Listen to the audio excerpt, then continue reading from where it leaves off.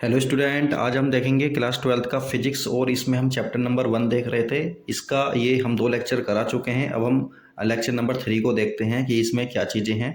तो देखिए, हम इसमें सबसे पहले देखेंगे कि ये एरिया वेक्टर क्या होता है। देखिए, एरिया को हम जानते हैं, एरिया एक स्केलर क्वांटिटी होती है, लेकिन हमें कहीं कहीं पर एरिया का हमें वेक्टर फॉर्म भी लेनी होती है और इसी को हम क्या कहते हैं, एरिया वेक्टर कहते हैं। आखिर ये होता क्या है, तो देखिए, area vector the direction of a planar area vector is specified by the normal to the plane. मतलब जो हमारा प्लेन होगा, यानी जो एरिया होगा उसका जो प्लेन होगा उसके उस पर जब हम नॉर्मल ड्रॉ करेंगे तो उसी को हम क्या कहते हैं, एरिया वेक्टर कहते हैं। जैसा कि ये यहाँ पर क्या है, हमारा ये एक प्लेन हो गया, इस पर हम एक 90 डिग्री का एंगल इस तरह से बनाएंगे। तो देखिए, ध्यान से देखिए, ये हमने यहाँ बनाया तो ये एंगल कितना है, यहाँ से यहाँ तक ये एंगल है हमारा 90 डिग्री, ये 90 डिग्री। तो इस पर जो हमने एक ड्रॉ किया है, क्या ड्रॉ किया है, नॉर्मल, इसको हम क्या कहते हैं, एरिया वेक्टर कहते हैं। तो एरिया वेक्टर हमेशा क्या होगा, एरिया के परपेंडिकुलर होगा, 90 डिग्री पर होगा। इसी को हम क्या कहते हैं, एरिया वेक्टर कहते हैं।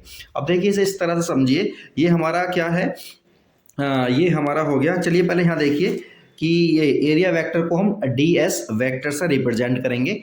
इसे डी ए से भी रिप्रेजेंट कर सकते हैं, इससे कोई फर्क नहीं पड़ता, अलग अलग बुक में अलग अलग जो है लैंग्वेज यूज की जाती है। तो डी एस वेक्टर इक्वल होता है हमारा d s into n cap. D s क्या है, डी एस जो है हमारा मैग्नीट्यूड हो जाएगा, और एन कैप क्या है हमारा, ये एक यूनिट वेक्टर है जो कि नॉर्मल डायरेक्शन में होगा। तो चलिए अब इसका डायग्राम से समझते हैं इसे। देखिए यहाँ पर क्या है, ये सपोज करिए कोई एरिया है हमारा, और ये एरिया कितना है हमारा, डी एस एरिया है। और यहाँ पर हम क्या कर रहे हैं, एक नॉर्मल ड्रॉ कर रहे हैं, नॉर्मल ड्रॉ कर रहे हैं, और इसकी जो डायरेक्शन है हमारी ये रही, और इसे ही हम क्या बोल रहे हैं, यूनिट वेक्टर बोल रहे हैं, एन कैप। तो इसी की डायरेक्शन में जो हमारा यूनिट वेक्टर होगा वो कितना होगा, डी एस वेक्टर इक्वल होगा d s into n cap होगा हमारा ये। तो ये बात समझ में आ गई। ये इस तरह समझिए, ये एरिया, ये है हमारा कोई एक ऑब्जेक्ट है, यहाँ पर जब हम एक नॉर्मल इसका ड्रॉ करेंगे तो इसी को हम क्या कहेंगे, इसी को हम कहेंगे एरिया वेक्टर। तो एरिया वेक्टर की कॉन्सेप्ट हमें क्लियर होनी जरूरी है, क्योंकि आगे हम पढ़ने वाले हैं इलेक्ट्रिक फ्लक्स को।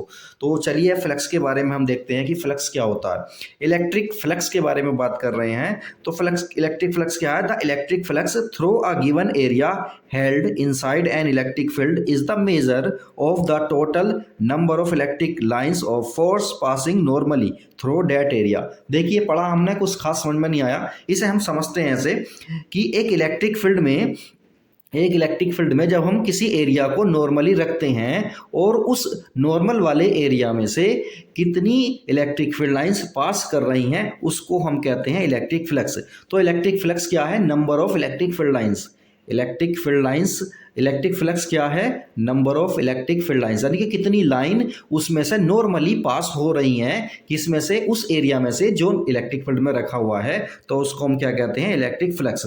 तो फ्लक्स, इलेक्ट्रिक फ्लक्स हमें समझ में आया। देखिए यहाँ पर ये हो गया हमारा एक एरिया है, ये नॉर्मली रखा हुआ है, और इसमें से इतनी सारी लाइन जो है हमारी पास हो रही हैं। सपोज करिए 1 2 3 4 लाइन पास हो रही हैं, तो इसका इलेक्ट्रिक फ्लक्स कितना हो जाएगा, 4 हो जाएगा। लेकिन जनरली हम एक चीज देखते हैं कि इलेक्ट्रिक फील्ड लाइंस को इस तरह से तो हम काउंट नहीं कर सकते ना, यहाँ तो हमने बना कर दिखा रखा है, तो इस तरह से जनरली हम काउंट नहीं कर सकते। तो उसका कुछ ना कुछ फॉर्मूला होगा फाइंड आउट करने का। तो उसका फॉर्मूला होता है डेल फाई ई, इसे फाई से रिप्रेजेंट करते हैं। ई क्या है, इलेक्ट्रिक फ्लक्स। तो डेल फाई क्या है, इलेक्ट्रिक फ्लक्स को रिप्रेजेंट करता है, और ये किसके इक्वल हो जाएगा, E dot del S. E del S, E क्या है यहाँ पर, इलेक्ट्रिक फील्ड है, डेल एस क्या है हमारा, ये एरिया है जिस एरिया में से ये इलेक्ट्रिक फील्ड लाइंस हमारी निकल रही हैं। तो इसके लिए हमें देखिए क्या करना होगा, इसके लिए हमें पता होना चाहिए कि वो एरिया कितना है, और उस पर जो हमारा यूनिट वेक्टर है या एरिया वेक्टर है वो कितना है। और अगर इन दोनों के बीच, देखिए इलेक्ट्रिक फील्ड और एरिया वेक्टर दोनों के बीच का एंगल हमारा 0 है, तो हम को इसे में लेते हैं कोस, और कोस 0 की वैल्यू कितनी होती है, 1 होती है। तो इसका मैग्नीट्यूड कितना आ जाएगा, ई डॉट डी एस आ जाएगा। लेकिन इलेक्ट्रिक फील्ड और नॉर्मल या फिर बोलेंगे एरिया वेक्टर, इन दोनों के बीच में अगर कोई एंगल है तो उसमें आ जाता है वो कोस थीटा। इसे हम आगे चल के यहाँ पर देखते हैं। तो यहाँ पर देखते हैं हम ध्यान से। तो डेल ई फाई क्या है, normal component of e, del e क्या है, अगर इलेक्ट्रिक फील्ड की डायरेक्शन और एरिया वेक्टर की डायरेक्शन सेम ना हो तब हम ये वाला फॉर्मूला यूज़ करेंगे। फॉर्मूला क्या है हमारा, normal component of E electric field जो होगा हमारा उसका नॉर्मल हमें कंपोनेंट ले लेना है इनटू सरफेस एरिया।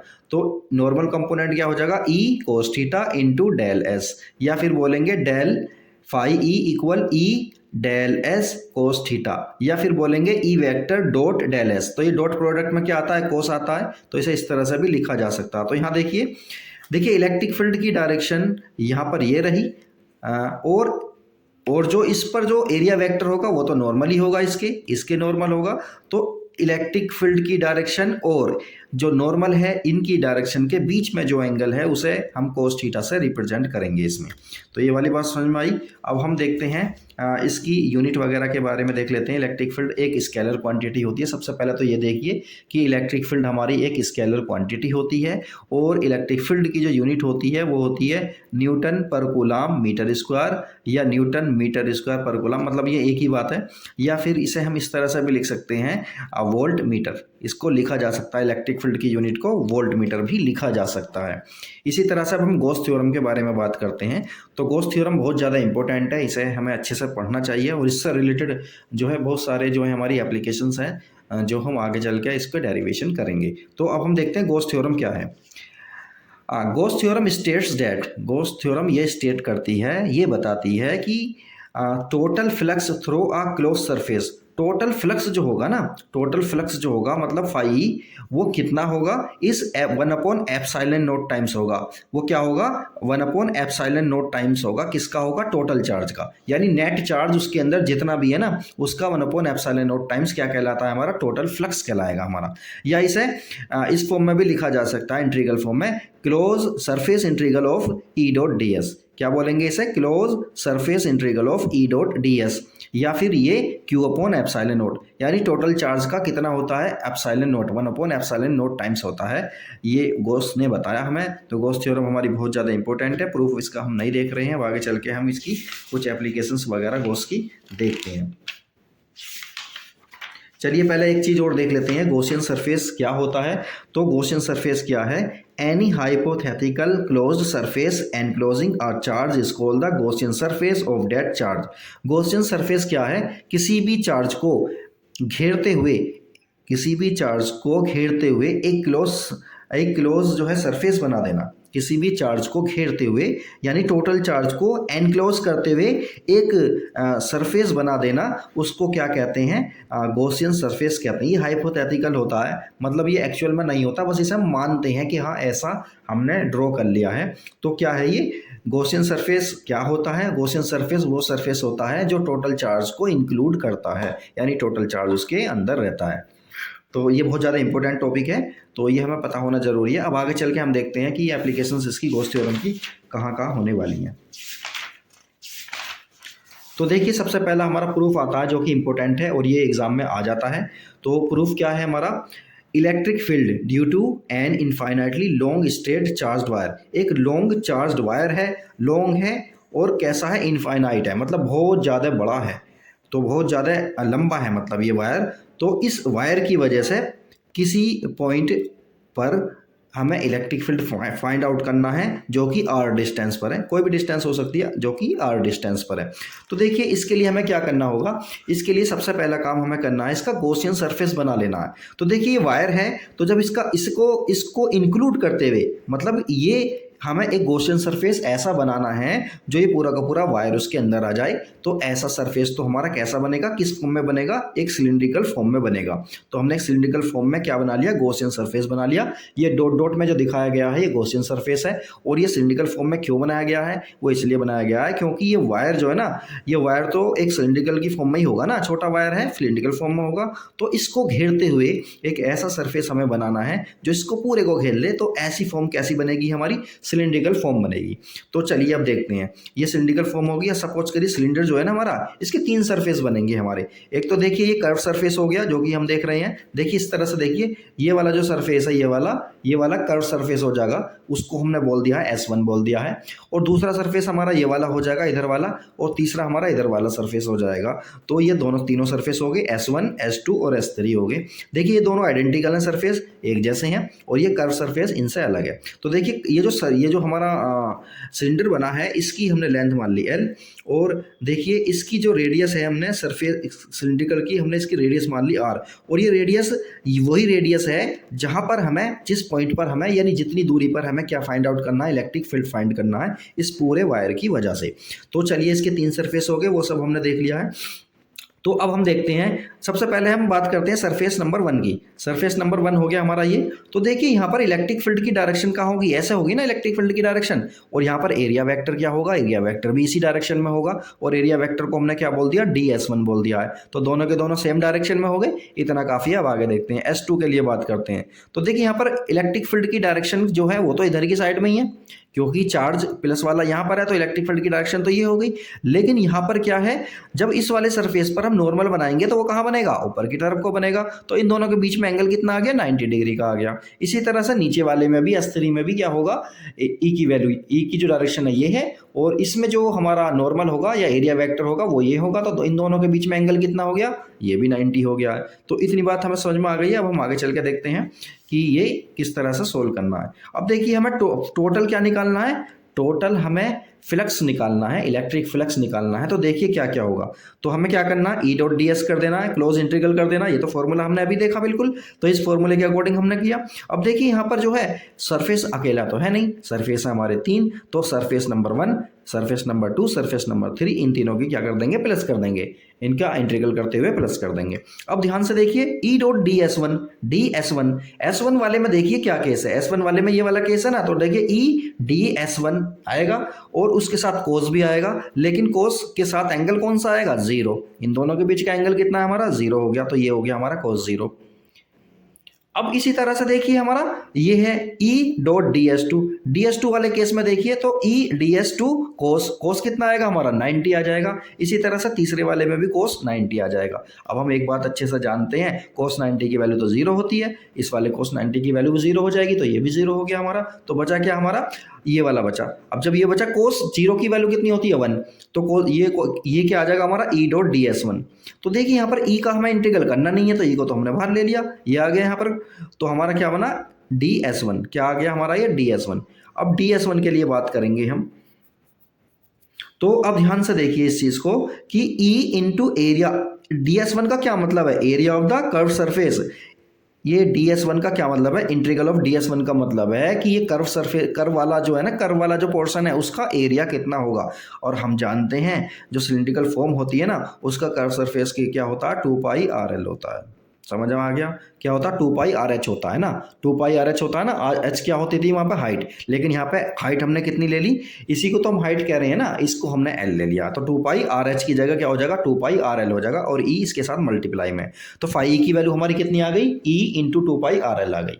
चलिए यहाँ तक हो गया। अब हम देखते हैं charge enclose by the Gaussian surface. Gaussian surface जो है ना, इसके पास कितना चार्ज है, यानी टोटल चार्ज कितना है, क्यू कितना हो जाएगा, लैम्डा इंटू एल। अब यहाँ पर लैम्डा क्या है, लैम्डा है लीनियर चार्ज डेंसिटी। वो पिछले वाले लेक्चर में हमने देखा था कि जब कोई एक लीनियर फॉर्म में होगा ना, लाइन की फॉर्म में होगा और उस पर चार्ज होगा, तो उसकी चार्ज डेंसिटी कितनी होगी, लैम्डा होगी। तो लैम्डा हो गया charge density, per unit charge density है, इंटू टोटल लेंथ कितनी है इसकी, एल। तो लैम्डा इंटू एल आ जाएगा, यानी टोटल चार्ज कितना आ गया, लैम्डा इंटू एल आ गया। ठीक है, यहाँ तक बात क्लियर हो गई। अब हम एक बात और जानते हैं, using Gauss theorem. Gauss theorem में क्या बताया गया था, गॉस थ्योरम में बताया गया था फाई इक्वल होता है Q अपॉन एप्सिलॉन नॉट होता है। तो अब हमने क्या किया, इसकी वैल्यू देखिए, फाई की वैल्यू हमने Q अपॉन एप्सिलॉन नॉट यहाँ पर पुट कर दिया, और Q की वैल्यू हमने क्या पुट करी है, लैम्डा एल। तो लैम्डा एल यहाँ पर पुट कर दी और क्यू एप्सिलॉन नॉट हमारा ये रहा और ये ई इंटू 2πRL हमारा ये रहा। तो ये वाली चीज़ हमें समझ में आ रही है क्या है ये देखिए क्या है, देखो ई इंटू 2πRL तो हमारा ये रहा और फाई ई की जगह क्या रखेंगे हम, फाई ई की जगह रखेंगे क्यू अपॉन एप्सिलॉन नॉट। तो ये हो गया क्यू अपॉन एप्सिलॉन नॉट, लेकिन क्यू की वैल्यू क्या है हमारी, लैम्डा इंटू एल हो गई। तो हमने ये वाली वैल्यू को यहाँ पे पुट कर दिया है। हमें यहाँ पे फाइंड आउट क्या करना है, ई फाइंड आउट करना है। तो देखिए अभी हम क्या करना है, ये वाले एल से तो एल हमारा कैंसिल हो रहा है, तो ई की वैल्यू हमारी कितनी आ जाएगी, ये सारा का सारा कहाँ चला जाएगा, अपॉन में चला जाएगा। तो ई की वैल्यू आई हमारी lambda upon 2π epsilon not into R. तो ये हमें पता चल गया। जैसे ही हमें आर की वैल्यू पता चलेगी और लैम्डा की वैल्यू पता चलेगी तो हम लीनियर जो चार्ज हो, लीनियर चार्ज जो होगा हमारा, एक स्ट्रेट वायर होगा लीनियर वाला, तो इसका हम इलेक्ट्रिक फील्ड आसानी के साथ निकाल सकते हैं अगर हमें लैम्डा पता चल जाए और आर पता चल जाए। तो ये फॉर्मूला हमें ध्यान में रखना है बिल्कुल। मतलब ये क्या है, आर जैसे जैसे बढ़ता चला जाएगा ई की वैल्यू हमारी कम होती चली जाएगी। तो ये हो गया हमारा डेरिवेशन और बहुत ज़्यादा इंपॉर्टेंट है, एग्जाम में काफ़ी बार पूछा जाता है। चलिए अब हम दूसरे वाले को देखते हैं। दूसरा वाला हमारा क्या है, ये दूसरा वाला है हमारा electric field due to a uniformly charge infinite plane sheet. एक इनफाइनाइट एक प्लेन शीट है जो कि बहुत बड़ी है। इनफाइनाइट का मतलब क्या है, प्लेन शीट बहुत ज़्यादा बड़ी है और वो क्या, उसके कहीं किसी डिस्टेंस पर हमें क्या फाइंड आउट करना है, इलेक्ट्रिक फील्ड फाइंड आउट करना है कि उसके किसी पॉइंट पर आर डिस्टेंस पर इलेक्ट्रिक फील्ड कितना होगा, ये हमें फाइंड आउट करना है। और वो जो प्लेन शीट है ना, वो कैसी है, चार्ज है उस पर। कैसा चार्ज है उस पर, प्लस चार्ज है। तो ऑब्वियसली जब प्लस चार्ज है उस पर तो इलेक्ट्रिक फील्ड लाइन्स इधर को जाएंगी, इस तरह से जाएंगी, नॉर्मल होंगी। इलेक्ट्रिक फील्ड लाइन्स इधर को जाएंगी, नॉर्मल होंगी। ठीक है, तो अब हम इसमें देखते हैं। तो इसके लिए हमें क्या करना होगा, इसके लिए हमें देखिए इसका एरिया वेक्टर बनाना होगा, वो सब तो हम करेंगे।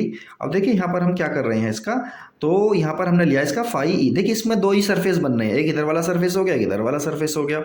अब दोनों के दोनों को क्या कर देंगे, हम प्लस कर देंगे। तो देखिए फाई ई हमारा कितना हो जाएगा, देखिए as the lines of force are parallel to the curve surface of the cylinder the flux. देखिए हमने यहाँ पे सिलिंड्रिकल फॉर्म बना ली है इसकी। सपोज करिए हमने ये वाला इसका पोर्शन लिया है, तो इसके एक सिलिंड्रिकल फॉर्म बना ली इसकी, क्योंकि हमें गॉसियन सरफेस बनाना है और उसके थ्रू ही हम इसे करेंगे। तो देखिए गॉसियन सरफेस बनाया, सिलिंड्रिकल फॉर्म बन गई। The flux through the curve surface is zero, the flux through the curve surface is zero. यानी कि कर्व सरफेस जो है ना, ये वाला जो एरिया, ये वाला कर्व सरफेस है, ये वाला देख रहे हैं, तो इसमें जो इलेक्ट्रिक फ्लक्स होगा वो जीरो होगा। क्यों होगा इलेक्ट्रिक फ्लक्स, इसलिए जीरो होगा क्योंकि इलेक्ट्रिक फील्ड लाइन्स तो हमारी ऐसे है ना, इलेक्ट्रिक फील्ड लाइन्स हमारी ऐसे हैं और ये सरफेस हमारा इस तरह से बनना, तो इलेक्ट्रिक फील्ड लाइन्स तो ऐसे जा रही हैं, ऐसे थोड़ी ना जा रही हैं, इलेक्ट्रिक फील्ड लाइन्स तो ऐसे जा रही हैं। तो ये वाले का तो जीरो हो जाएगा हमारा। क्यों, क्योंकि ध्यान से देखिए इलेक्ट्रिक फील्ड लाइन्स ऐसे जा रही हैं और इस पर जो नॉर्मल बनेगा ऐसे बनेगा, तो इन दोनों के बीच का एंगल कितना हो जाएगा, 90, जो कि हमें लेना नहीं है। तो कर्व सरफेस एरिया तो इसमें फेल हो गया, मतलब वो किसने आ गया, उसके फ्लक्स कितना हो गया, उसका जीरो आ गया। क्यों, क्योंकि एरिया वेक्टर और जो इलेक्ट्रिक फील्ड है उनके बीच का जो एंगल है वो 90 बैठ रहा है, तो इसलिए कर्व सरफेस एरिया का तो उसमें हो गया जीरो। अब इसमें बचे दो सरफेस, एक ये वाला सरफेस बचा, एक ये वाला सरफेस बचा। The flux through the plane end faces of the cylinder. तो इन प्लेन एंड की वजह से जो इसमें फ्लक्स होगा वो कितना होगा, फाई होगा ई ए। ई क्या है यहाँ पे, इलेक्ट्रिक फील्ड, ए क्या है, एरिया, और ये वाला भी क्या है, ई ए। तो दोनों एरिया हमारे सेम है, तो इसलिए क्या होगा, ई ए प्लस ई ए, यानी 2 आ गया। लेकिन हम एक चीज़ जानते हैं इसमें कि q according to Gaussian surface के अकॉर्डिंग दो बातें हमें देखनी है। सबसे पहले तो देखो गॉसियन सरफेस के अकॉर्डिंग क्यू कितना हो जाएगा, सिग्मा इंटू ए। सिग्मा क्या है हमारा, सरफेस चार्ज डेंसिटी है। सिग्मा हमने देखा था पहले, सिग्मा है हमारा सरफेस चार्ज डेंसिटी, और ये 2D के लिए इस्तेमाल होता है। 1D के लिए लीनियर चार्ज डेंसिटी यूज होता है, 2D के लिए सिग्मा चार्ज डेंसिटी, और 3D के लिए रो चार्ज डेंसिटी यूज होती है हमारी। तो देखिए क्यू कितना हो जाएगा हमारा, क्यू हो जाएगा हमारा सिग्मा इंटू ए। ए है हमारा एरिया, सिग्मा क्या है, सरफेस चार्ज डेंसिटी। चलिए अब हम अकॉर्डिंग टू गॉस थ्योरम के अकॉर्डिंग हम देखते हैं कि हमारा फाई ई कितना हो जाएगा, हमारा फाई हो जाएगा क्यू अपॉन एप्सिलॉन नॉट। तो ये आ गया हमारा। अब देखिए यहाँ पर फाई की वैल्यू हम ये वाली पुट करेंगे। फाई की वैल्यू कितनी है हमारी, 2 आ गई, और ये हो गया हमारा क्यू अपॉन एप्सिलॉन नॉट। तो Q upon epsilon not, Q की वैल्यू क्या रखेंगे हम, सिग्मा इंटू ए। तो ये हमने सिग्मा इंटू ए रख दी, ए से ए कैंसिल हो गया, तो ई की वैल्यू आ रही है हमारी सिग्मा अपॉन 2 एप्सिलॉन नॉट। तो किसी जो हमारी शीट है, शीट के बाहर किसी भी पॉइंट पर इलेक्ट्रिक फील्ड की जो वैल्यू होगी वो होगी सिग्मा अपॉन 2 एप्सिलॉन नॉट। यहाँ पर आर नहीं है, इसका मतलब क्या है, डिस्टेंस का इस पर कोई फर्क नहीं पड़ता। चार्ज जो होगा हमारा, मतलब इलेक्ट्रिक फील्ड जो होगा हमारा, क्यू अपॉन एप्सिलॉन नॉट होगा। आर ना होने की वजह से हम कह सकते हैं यहाँ पर इलेक्ट्रिक फील्ड यहाँ पर और यहाँ पर इलेक्ट्रिक फील्ड सेम होगा, क्योंकि आर इसमें फॉर्मूले में नहीं दिया हुआ। तो अब चलिए हम तीसरा वाला देखते हैं अपना। ये है हमारा electric field of two positively charge parallel plates, ये भी देखिए क्वेश्चन आ जाता है। तो ये एक क्या है हमारी प्लेन प्लेट, ये प्लेन है, ये प्लेट है हमारी, देखिए ये प्लेन प्लेट है हमारी, और ये प्लेट जो है ना हमारी, ये प्लेट इस तरह से दिखाई गई है कि ये इसमें हम देख नहीं सकते, पीछे की साइड में प्ले सीट बढ़ी हुई है, देखिए इस तरह से समझिए कि जैसा कि हमारी कॉपी हो गई। तो देखिए कॉपी को अगर मैं ऐसा करके दिखाऊंगा ना, तो देखिए ये कितनी बड़ी शीट की तरह नज़र आ रही है ना, लेकिन जब मैं इस कॉपी को इस तरह से दिखाऊंगा तो इसका सिर्फ ये वाला पोर्शन हमें नज़र आएगा, ये वाला पोर्शन नज़र आया ना, वो पूरी की पूरी सीट तो नज़र नहीं आ रही है वाली, तो ये वाला नज़र आ रहा। इसी तरह से क्या है, ये हमारी शीट है, ये वाली पहली शीट हो गई, ये वाली शीट नंबर 2 हो गई।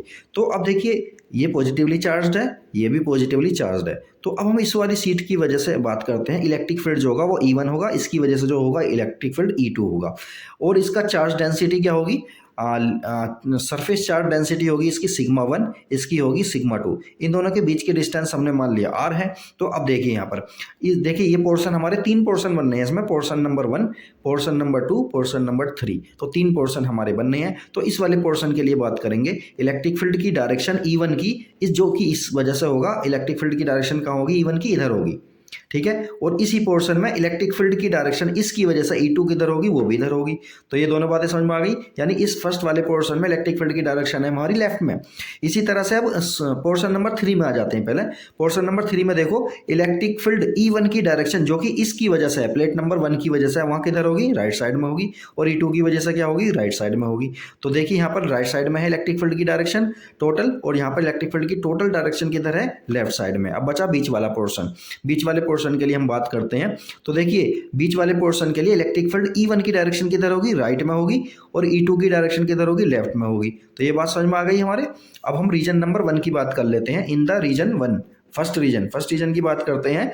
तो E1 कितना होगा हमारा, ये रहा भाई, इसकी वजह से हमने एक डायरेक्शन को तो हमने नेगेटिव ले लिया, यानी लेफ्ट वाले को हम नेगेटिव ले लेते हैं और राइट वाले को पॉजिटिव ले लेते हैं। ये तो हमने अपने कन्वेंस के लिए कर लिया है, ठीक है, क्योंकि डायरेक्शन जब अपोजिट है तो साइन भी अपोजिट होना चाहिए। तो लेफ्ट वाले को हमने नेगेटिव साइन ले लिया और राइट वाले को हमने पॉजिटिव साइन ले लिया। तो E1 की डायरेक्शन होगी हमारी, मतलब टोटल E1 कितना हो गया, पहले वाले पोर्शन में यहाँ पर माइनस का sigma 1 2 epsilon not into r cap. R cap क्या है, हमारी डायरेक्शन को बता रहा है, यूनिट वेक्टर है।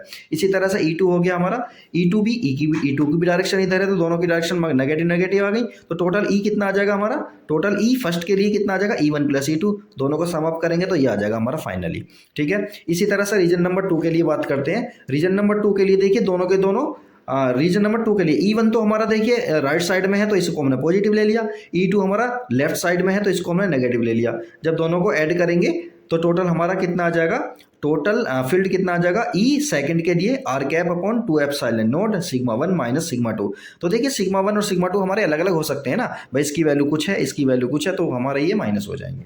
इसी तरह से हम थर्ड वाले रीजन में बात करते हैं। थर्ड वाले रीजन में देखिए क्या होगा, थर्ड वाला रीजन तो हमारा ये वाला हो गया ना, तो दोनों के दोनों क्या है, राइट साइड में है, तो दोनों के दोनों पॉजिटिव ले लेंगे, दोनों के दोनों पॉजिटिव ले लेंगे, तो टोटल कितना हो जाएगा हमारा, ये वाला सम अप हो जाएगा। तो ये वाली बात समझ में आई। इस पर क्वेश्चन आते हैं तो इसको हम आसानी के साथ कर सकते हैं। इसी तरह से अब देखिए ये वाला चीज़ देखते हैं हम, क्या है ये, electric field of 2 positively charged plane parallel plates oppositely charge. कैसी चार्ज है ये, अपोजिट चार्ज है, तो ये इस पर पॉजिटिव चार्ज है और इस पर नेगेटिव चार्ज है। तो इसका एनालिसिस करते हैं हम थोड़ा सा। सबसे पहले हम रीजन नंबर 1 के लिए बात कर लेते हैं, सारी चीज़ वो सेम है। रीजन नंबर 1 के लिए हम बात करेंगे तो जो E1 की डायरेक्शन है वो लेफ्ट में होगी और E2 की डायरेक्शन राइट में होगी, क्योंकि नेगेटिव चार्ज है, इस पर नेगेटिव चार्ज है तो इसकी डायरेक्शन क्या होगी, इधर होगी। इसी तरह से थर्ड वाले पोर्शन की बात कर लेते हैं। थर्ड वाले पोर्शन में क्या होगा, E1 की डायरेक्शन राइट साइड में होगी, E2 की डायरेक्शन लेफ्ट में होगी, और बीच वाला पोर्शन जो बचा, E1 की डायरेक्शन राइट में, E2 की डायरेक्शन भी राइट में होगी। क्यों, क्योंकि इस पर नेगेटिव चार्ज है। तो हम तो डायरेक्शन तो हम जानते हैं ना, पॉजिटिव चार्ज से तो दूर होती है और नेगेटिव चार्ज के करीब होती है डायरेक्शन, यानी पॉजिटिव से बाहर की तरफ को निकलती हैं इलेक्ट्रिक फील्ड लाइंस और नेगेटिव में एंटर करती हैं। तो उस कॉन्सेप्ट के बेसिस पर हम ये बता रहे हैं। अब देखिए इन द रीजन फर्स्ट वाले रीजन में क्या है, E1 की डायरेक्शन नेगेटिव में है तो ये आ जाएगा, E2 की डायरेक्शन हमारी पॉजिटिव में है। अब यहाँ पर देखिए सिग्मा लिया है दोनों का, सिग्मा इसलिए लिया है क्योंकि दोनों प्लेट कैसी है हमारी, ये आइडेंटिकल है, प्लेट पर charge surface uniform surface charge है, दोनों पर यूनिफॉर्म सरफेस चार्ज डेंसिटी है, इसलिए दोनों का सिग्मा सिग्मा हमने ले लिया है। तो देखिए जब हम इसका टोटल ई फर्स्ट के लिए निकालेंगे इस वाले के लिए, तो दोनों का प्लस करेंगे हम तो, लेकिन एक प्लस है एक माइनस है, दोनों का मैग्नीट्यूड बिल्कुल सेम है, तो यहाँ पर इलेक्ट्रिक फील्ड कितना आ जाएगा, दोनों की वजह से जीरो आ जाएगा, सिग्मा के सेम होने की वजह से। सेकंड वाले पोर्शन में देखिए E1 जो है हमारा, E1 कैसा है हमारा, राइट साइड में है तो ये पॉजिटिव आ जाएगा, E2 हमारा राइट साइड में है तो ये भी पॉजिटिव आ जाएगा। दोनों को ऐड करेंगे तो दोनों को ऐड करने के बाद ही इतना आ जाएगा हमारा, यानी sigma upon epsilon naught r cap. ठीक है, अब थर्ड वाले रीजन के लिए बात करते हैं। थर्ड वाले रीजन में देखिए क्या है, हमने देखा अभी थोड़ी देर पहले कि ये भी राइट साइड में, ये राइट साइड में है E1, E2 लेफ्ट में है, तो ये हमारे माइनस हो जाएंगे, माइनस हो जाएंगे, सेम होने की वजह से क्या हो जाएगा, टोटल इलेक्ट्रिक फील्ड थर्ड वाले रीजन में क्या हो जाएगा, जीरो हो जाएगा। तो ये वाली बात हमारे समझ में आ गई है। अब हम देखते हैं सेल के बारे में, स्फेरिकल सेल्स वगैरह जो होती हैं इनसे रिलेटेड हम देखते हैं, ये भी क्वेश्चन जो है न्यूमेरिक वो बनते हैं, इस पर जो है डेरिवेशन वगैरह बनते हैं। ठीक है, तो चलिए देखते हैं इसे। ये है हमारा electric field due to a uniformly charge thin spherical shell. एक स्फेरिकल शेल है, शेल कैसी होती है, शेल जो है अंदर से खोखली होती है ना, होलो होती है अंदर से, वो शेल हो गई हमारी। ठीक है, तो होलो शेल के लिए हम बात करेंगे सबसे पहले। होलो शेल है, स्फेरिकल है और वो यूनिफॉर्मली चार्ज है और थिन है, तो उसके सेंटर पर, मतलब ठीक है सेंटर पर समझ लो, या उसके किसी अंदर वाले एरिया में है ना, अंदर वाले पोर्शन में उसके सरफेस पर और उसके सेंटर से और डिस्टेंस पर, यानी उसके सरफेस से बाहर कहीं हम इलेक्ट्रिक फील्ड को फाइंड आउट करने जा रहे हैं। तो चलिए देखते हैं। तो देखिए यहाँ पर सपोज करिए शेल है हमारी ये, ठीक है, और इस पर पॉजिटिव चार्ज है। ठीक है, इस सेल पर पॉजिटिव चार्ज है। तो अब हम सबसे पहला काम हमें क्या करना है, इसका एक गॉसियन सरफेस बनाना है। तो गॉसियन सरफेस इस तरह से बनाना है कि इस टोटल चार्ज को क्या कर ले, वो एनक्लोज कर ले, यानी अपने अंदर टोटल चार्ज को वो ले ले। तो हमने गॉसियन सरफेस जो बनाया है इसका स्फेरिकल फॉर्म में ही बनेगा। ठीक है, चलिए अब हम आगे देखते हैं। इलेक्ट्रिक फील्ड की डायरेक्शन जो होगी, इस पर पॉजिटिव चार्ज है तो कहाँ होगी, बाहर की तरफ को होगी। इलेक्ट्रिक फील्ड की डायरेक्शन हमने ये बाहर की साइड को बना दिया है। ठीक है, अब ये जो स्फेरिकल सेल है ना, इसका सेंटर ओ है और इसकी रेडियस हमने कैपिटल आर मान ली है, और इसके सेंटर से आर डिस्टेंस पर पॉइंट पी है, और वहाँ पर हमें इलेक्ट्रिक फील्ड को फाइंड आउट करना है। चलिए देखिए कितना होगा ये। चलिए अब आगे देखते हैं, पहले ये सब हो गया हमारा। ठीक है, तो अब हम एक चीज़ देखते हैं, स्फेरिकल शेल है तो चार्ज डेंसिटी इसकी कितनी हो जाएगी, सिग्मा हो जाएगी, है ना। चार्ज डेंसिटी क्या है, सरफेस ये हो गया स्फेरिकल शेल, तो चार्ज डेंसिटी इसकी कितनी होगी, सिग्मा हो जाएगी। तो ये क्या है हमारा, यूनिफॉर्म सरफेस चार्ज डेंसिटी है इसकी। तो अब आगे देखते हैं। सबसे पॉइंट नंबर है हमारा 1। तो पॉइंट नंबर 1 के बारे में देखते हैं कि पॉइंट नंबर 1 क्या है। When point p lies outside the spherical shell, जब ये वाला पॉइंट पी जो है ना स्फेरिकल सेल से बाहर लाई करता है, तब इलेक्ट्रिक फील्ड यहाँ पर कितना होगा वो सब हम देखेंगे। तो देखिए क्या है हमारा, the total charge q inside the Gaussian surface is the charge on the shell of radius r, मतलब 4πr² वाले एरिया पर जो है टोटल चार्ज कितना होगा इस एरिया में, अगर हम सिग्मा की मल्टीप्लाई कर दें तो टोटल चार्ज आ जाएगा हमारा इस स्फेरिकल सेल पर। तो क्यू इक्वल हो जाएगा 4πr² इंटू सिग्मा। तो ये आ गया हमारा टोटल चार्ज। अब देखिए flux through the Gaussian surface, Gaussian surface के थ्रू जो फ्लक्स निकलेगा वो कितना होगा हमारा, ई इंटू एरिया होता है। एरिया कितना है इसका, सरफेस एरिया कितना है इसका, 4πr²। तो फ्लक्स कितना हो गया, E इंटू 4πr² हो गया। अब गॉस थ्योरम के अकॉर्डिंग हम जानते हैं फाई कितना होता है, Q अपॉन एप्सिलॉन नॉट। तो फाई की वैल्यू कितनी है हमारी, 4πr², यहाँ पर पुट करेंगे, Q अपॉन एप्सिलॉन नॉट हमारा ये रहा। तो यहाँ पर हम E निकालेंगे, E कितना हो जाएगा हमारा, तो देखिए तो अपन में चला जाएगा ना, E इक्वल हो जाएगा 1/4πε0 इंटू Q अपॉन r²। तो ये हो गया हमारा फॉर्मूला। तो ये फॉर्मूला हमारा ड्राइव होकर आ गया है। ये कब है, जब पॉइंट P हमारा कहाँ लाई कर रहा है, पॉइंट P हमारा सरफेस से बाहर लाई कर रहा है, तब हमारा इलेक्ट्रिक फील्ड कितना होगा उस पॉइंट पर, E इक्वल होगा 1/4πε0 Q अपॉन r²। और ये ऐसा लग रहा है जैसे पॉइंट चार्ज वाला हमने फॉर्मूला देखा था ना, पॉइंट चार्ज की वजह से आर डिस्टेंस पर इलेक्ट्रिक फील्ड कितना होगा, तो यही फॉर्मूला तो आ रहा था। तो सेम टू सेम बिल्कुल वही बनना है। तो अब देखते हैं इसका सेकेंड केस नंबर बी। तो केस नंबर बी में क्या है, when point P lies on the spherical shell. तो पॉइंट P इस बार कहाँ लाई कर रहा है, इस सेल पर ही कहीं लाई कर रहा है। जब सेल पर ही लाई करेगा इस वाली सेल पर, तो उसकी जो डिस्टेंस होगी स्मॉल r ना होकर के क्या होगी, कैपिटल R होगी, क्योंकि कैपिटल R जो है हमारी रेडियस है, और इस रेडियस के ऊपर, ये स्फेयर के ऊपर ही तो कह रहा है, स्फेयर ये सरफेस के ऊपर कह रहा है, तो सरफेस से सेंटर की दूरी जो होगी वो कितनी होगी, कैपिटल R होगी। तो चलिए अब इसके लिए बात कर लेते हैं। तो इसमें देखिए अप्लाइंग गॉस थ्योरम को अप्लाई करेंगे, E into 4πr²। Small r की जगह क्या आ गया यहाँ पर, ये रहा हमारा स्मॉल आर की जगह आ गया हमारा कैपिटल आर आ गया, तो E into 4πr² Q upon epsilon not. तो यहाँ पर क्या हो जाएगा, ये वाला अपॉन में चला जाएगा। तो फॉर्मूला फाइनली क्या बन गया हमारा, फॉर्मूला फाइनली बन गया हमारा इक्वल क्यू अपॉन यानी 1/4πr² Q upon r²। Are क्या है हमारा, कैपिटल आर आ जाएगा। चलिए ये हो गया हमारा। अब हम देखते हैं केस नंबर 3 में। केस नंबर 3 में हमने देखा है कि when point P lies out inside the spherical shell, जब पॉइंट P हमारा कहाँ पहुंच गया है, अब सेल के अंदर पॉइंट P हमारा पहुंच गया है। तो इस वाले केस को थोड़ा सा ध्यान से देखेंगे। देखिए as is clear from diagram, है ना, the charge enclosed by the Gaussian surface is 0। अब देखिए गॉसियन सरफेस जो बनेगा ना हमारा, गॉसियन सरफेस तो हमारा वही बनता है जो क्या होता है हमारा, जहां पर हमें पॉइंट R चाहिए। तो R हमारा ये वाला हो गया। अब आर क्या हो गया हमारा, स्मॉल आर तो ये वाला हो गया। अब यहाँ पर हम जब हम गॉसियन सरफेस बनाएंगे तो ध्यान से देखिए, क्या इस गॉसियन सरफेस के अंदर कोई चार्ज है? इस गॉसियन सरफेस के अंदर कोई चार्ज नहीं है, क्योंकि चार्ज कहाँ पर है, सरफेस के ऊपर है। स्फीयर के सरफेस के ऊपर चार्ज है और गॉसियन सरफेस तो हमने अंदर बनाया है ना। तो क्या होगा, इलेक्ट्रिक ये टोटल चार्ज जो होगा गॉसियन सरफेस जिसने एनक्लोज किया हुआ 0 होगा। तो टोटल चार्ज कितना हो गया, 0 हो गया। जब टोटल चार्ज 0 हो जाएगा तो फॉर्मूला क्या होता है, फाई क्या होगा हमारा, फाई होगा ई इंटू 4πr²। ये तो हम जानते हैं। और गॉस थ्योरम क्या कहती है, फाई इक्वल होता है क्यू अपॉन एप्सिलॉन नॉट। लेकिन क्यू तो हमारा 0 है। जब क्यू 0 हो जाएगा तो इलेक्ट्रिक फील्ड भी हमारा कितना हो जाएगा, 0 हो जाएगा। तो हमने देखा कि इलेक्ट्रिक फील्ड कहाँ पर, गॉसियन सरफेस, इलेक्ट्रिक फील्ड एक स्फेरिकल शेल के अंदर 0 होता है। इलेक्ट्रिक फील्ड एक स्फेरिकल सेल के अंदर 0 होता है। क्यों? क्योंकि वहां पर कोई चार्ज ही नहीं होता। चार्ज कहाँ होता है, चार्ज तो सरफेस पर होता है, अंदर तो चार्ज नहीं होता ना। जब अंदर चार्ज नहीं होता तो इलेक्ट्रिक फील्ड भी कितना होगा, 0 होगा। तो चलिए अब हम इसका थोड़ा सा एनालिसिस करते हैं और देखते हैं इस ग्राफ के थ्रू। तो देखिए हमारा ये क्या है, ये हमारा एक स्पेयर है और यहाँ इलेक्ट्रिक फील्ड की जो वैल्यू होती है, देखिए ये हो गया हमारा आर मतलब डिस्टेंस बढ़ रही है। तो इलेक्ट्रिक फील्ड कैसे चेंज होगा, और यहाँ पर क्या है, इलेक्ट्रिक फील्ड है। तो देखिए यहाँ पर इलेक्ट्रिक फील्ड हमारा कितना 0 है। सरफेस के अंदर इलेक्ट्रिक फील्ड कितना होता है, 0 होता है। लेकिन जैसे सरफेस की बात करते हैं तो सरफेस पर इलेक्ट्रिक फील्ड कितना हो जाता है, मैक्सिमम हो जाता है। और ये कितना होता है, 1/4πr² Q upon capital R²। ये होता है सरफेस पर मैक्सिमम।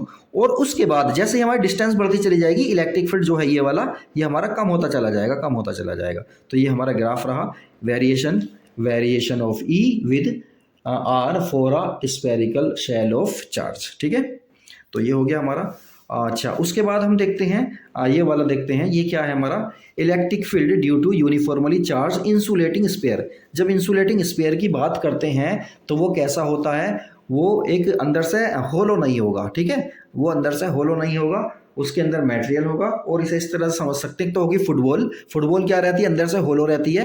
वो तो स्फेरिकल सेल इस वाले की तरह आ जाएगी। लेकिन स्फीयर की बात कर रहे हैं, अब इंसुलेटिंग स्फीयर है तो वो एक इस तरह से काम करेगा जैसे कि हमारा हो गया वाटरमेलन के अंदर कुछ ना कुछ अंदर भरा रहता है ना, तो इस तरह से हो गया। तो अब चार्ज जो हम उसे देंगे वो चार्ज जो है सरफेस पर नहीं जाएगा, बल्कि सारे के पूरे के अंदर फैल जाएगा। तो चलिए इसमें भी हमारे केस बनेंगे। तो केस नंबर 1 में हम देखते हैं। सबसे पहले केस नंबर 1 में हमने देखा when point P lies outside the sphere, जब पॉइंट P हमारा सरफेस के बाहर लाई करता है तो देखिए कैसा बनेगा। ये तो हमारा स्फीयर हो गया, स्फीयर के बाहर हमने पॉइंट P लिया है हमारा, जो कि r डिस्टेंस पर है। और यहीं पर हमें क्या बनाना है, एक गॉसियन सरफेस बनाना है। और इलेक्ट्रिक फील्ड की डायरेक्शन कहाँ होगी, आउटवर्ड डायरेक्शन में होगी। ये तो बात समझ में आती है। ये इसकी रेडियस कैपिटल R हो गई। तो यहाँ पर हम देखते हैं, अब देखिए total charge q inside the Gaussian surface is the charge inside the sphere. यानी टोटल चार्ज जो होगा ना हमारा, वो टोटल चार्ज जो गॉसियन सरफेस ने घेरे हुए है वो कितना होगा, टोटल चार्ज जो स्फीयर के ऊपर है वो कितना होगा, क्यू होगा। और ये कितना होगा, 4/3πr³ इंटू रो। ये आ गया हमारा क्या, रो। और रो क्या है हमारा, वॉल्यूम चार्ज डेंसिटी है। तो वॉल्यूम की मल्टीप्लाई वॉल्यूम चार्ज डेंसिटी में जब हम कर देंगे तो टोटल चार्ज आ जाएगा इस स्फीयर में कितना होगा। तो क्यू की वैल्यू हमें पता चल गई कितनी आई है। इसके बाद देखिए फ्लक्स जो होगा हमारा, फ्लक्स का फॉर्मूला होता है ई फाई इक्वल हो जाएगा ई इंटू 4πr²। 4πr² क्या है, ये हो गया हमारा सरफेस एरिया हो गया। ठीक है, चलिए अब हम देखते हैं गॉस थ्योरम का इस्तेमाल करते हुए हम आगे बढ़ते हैं। तो फाई होता है हमारा क्यू अपॉन एप्सिलॉन नॉट होता है। फाई की वैल्यू हमारी कहाँ है, ये रही। तो इसको हमने यहाँ पुट कर दिया, क्यू अपॉन एप्सिलॉन नॉट आ गया। तो ई की वैल्यू हमारी कितनी आई, 1/4πε0 इंटू क्यू अपॉन R² आ गया। तो ये तो उसी की तरह आया, बिल्कुल सेम टू सेम। अगर बाहर की बात कर रहे हैं, स्फीयर के बाहर की बात करेंगे तो इलेक्ट्रिक फील्ड की वैल्यू वही आ रही है जो हमारी स्फेरिकल शेल के केस में आई थी। चलिए अब इसका दूसरा केस देखते हैं। दूसरा केस है हमारा केस नंबर बी। इसमें क्या है, when the point p lies on the sphere, जब पॉइंट पी हमारा कहाँ लाई कर रहा है, सरफेस पर लाई कर रहा है या स्पेयर के ऊपर लाई कर रहा है। तो इस केस में क्या होगा, इस केस में तो हमारा वही सेम टू सेम रहेगा। जो है स्पेस को वो स्पेयर को वो घेरते हुए जो है एक गॉसियन सरफेस बनाएंगे और जिसकी आर जो डिस्टेंस है स्मॉल वाली वो कैपिटल आर बन जाएगी। तो फॉर्मूला बिल्कुल सेम टू सेम रहेगा, ई इक्वल हो गया 1/4πε0 Q upon capital R square.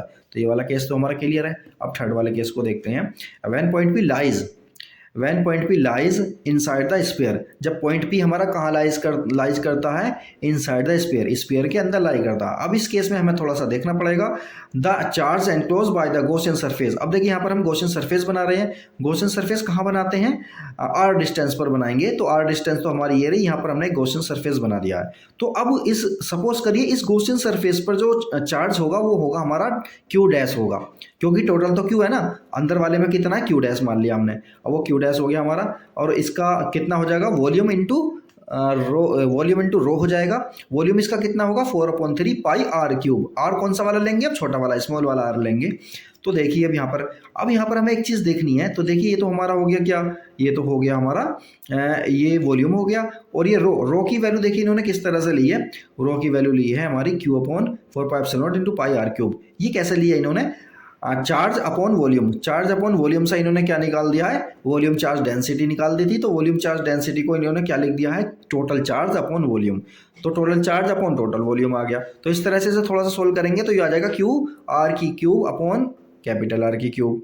चलिए अब ये आ गया हमारा क्यू डैश आ गया, मतलब हमें इसकी ज़रूरत रहेगी, आवश्यकता रहेगी, तो इसलिए हमने इसे पहले ही फाइंड आउट कर लिया है। अब यहाँ देखिए गॉस थ्योरम के अकॉर्डिंग क्या है, ई इंटू 4πr², ये किसके इक्वल हो जाएगा, Q upon Q dash, Q तो लेंगे नहीं, अब क्यू डैश लेंगे, Q dash upon epsilon not. तो अब इन सब की वैल्यू को हम पुट करने जा रहे हैं। क्यू डैश की वैल्यू हमारी कितनी है, क्यू डैश की वैल्यू हमारी ये रही, तो ये होगी हमारी क्यू डैश की वैल्यू। यहाँ से जो कटेगा मिटेगा सबको काट पीट देंगे, बचेगा क्या हमारा, ई इक्वल हो जाएगा 1/4πε0 क्यू आर अपॉन आर की क्यूब।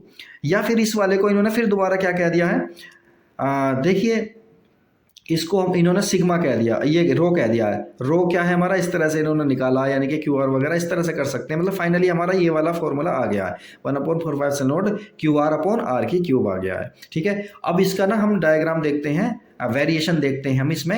ये कौन सा केस है, स्पेयर के केस में है जो कि इंसुलेटिंग है। स्पेयर के केस में देखिए क्या होगा, इलेक्ट्रिक फील्ड जो है जीरो पर, तो यानी कि उसके सेंटर पर तो जीरो होगा, लेकिन जैसे सेंटर से बढ़ते रहेंगे तो इलेक्ट्रिक फील्ड की वैल्यू ना बढ़ती चली जाएगी। क्यों, क्योंकि उस पर चार्ज की वैल्यू बढ़ती जा रही है। भाई जितना सरफेस एरिया लेते चले जाएंगे उतनी ही वैल्यू क्यू की बढ़ती चली जाएगी। क्यू की वैल्यू बढ़ेगी तो जो है ई की वैल्यू बढ़ती चली जाएगी। और ये कब तक बढ़ेगी, जब स्मॉल आर कैपिटल आर के इक्वल नहीं हो जाता। जब स्मॉल आर कैपिटल आर के इक्वल हो जाएगा तो ई की वैल्यू हमारी मैक्सिमम हो जाएगी, और उसके बाद यानी सरफेस के बाहर की बात हो रही है, अब आर की वैल्यू बढ़ती चली जाएगी तो ई की वैल्यू हमारी कम होती चली जाएगी। इस तरह से हम इसका वेरिएशन भी आसानी के साथ देख सकते हैं। तो ये हो गया हमारा, और ये चैप्टर ही हमारा ख़त्म हो गया है। तो अब इसके हम फिर न्यूमेरिकल वगैरह देखते हैं कि इसके हम न्यूमेरिकल किस तरह से करेंगे।